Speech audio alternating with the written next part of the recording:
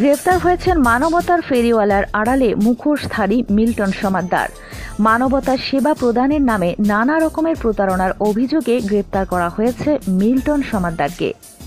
উল্লেখ্য, মিল্টন সমাদ্দারের বিরুদ্ধে অভিযোগ তিনি child and old age care নামের বৃদ্ধাশ্রম গড়ে রাস্তা থেকে অসুস্থ কিংবা ভবঘুরেদের কুড়িয়ে সেখানে আশ্রয় দেন।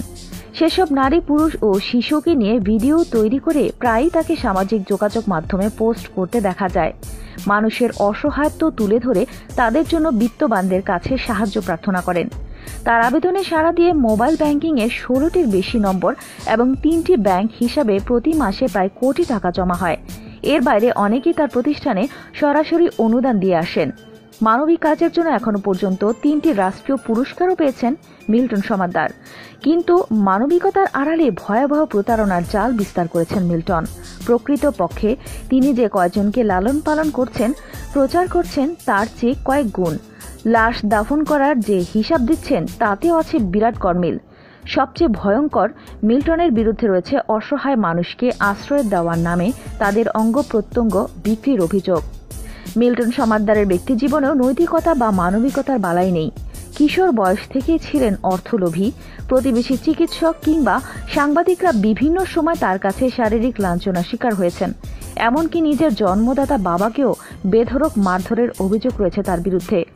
গণমাধ্যমের বিভিন্ন প্রতিবেদনে মানব সেবার অন্তরালে যে নির্মম ও বর্বরচিত চিত্র ফুটে উঠেছে তা অত্যন্ত ভয়াবহ। মানব সেবা পরম ধর্ম, কিন্তু মানব সেবার নামে মুখোশের আড়ালে রাস্তা থেকে অসুস্থ, অসহায় ও নিরীহ মানুষকে তুলে এনে চিকিৎসার নামে অঙ্গ প্রত্যঙ্গ বিক্রির যে অভিযোগ মিল্টন সমাদ্দারের বিরুদ্ধে উঠেছে তা অত্যন্ত ভীতিকর, ন্যাক্কারজনক ও মানবাধিকারের চরম লঙ্ঘন।